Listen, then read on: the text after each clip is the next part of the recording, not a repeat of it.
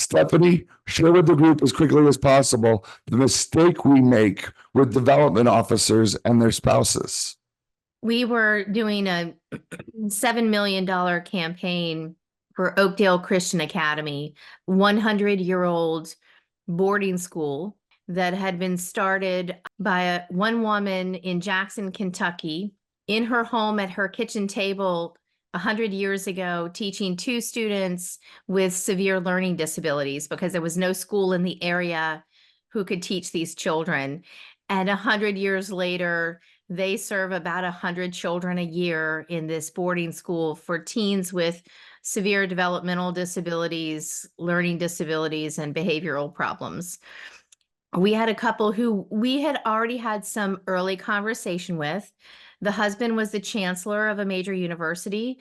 The wife was a professor. They had generational wealth also, but came from her side of the family.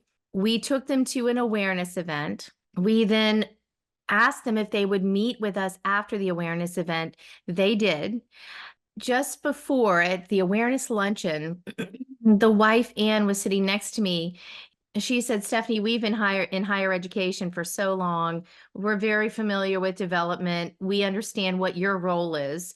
She said, I find that so many development officers never include the spouse.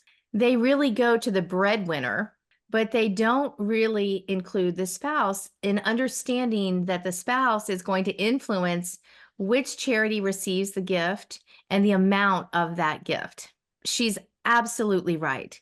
So when we had the meeting afterward, I shared Ann and Brady, because your father attended this school and he was the first person in your family to learn how to read, and you are now the chancellor of the university. What an incredible legacy.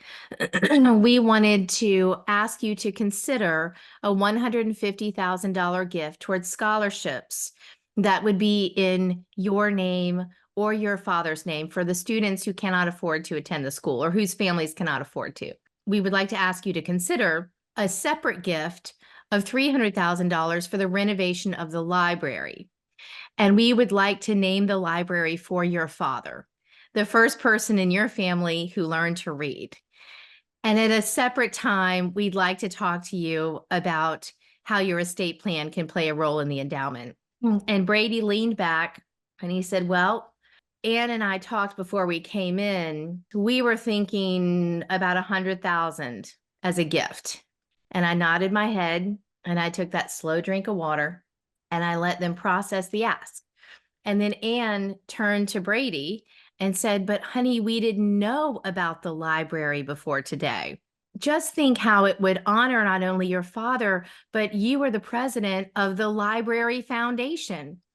I think we should do this. They agreed to go home and talk about it and consider the stretch gift of the additional $300,000.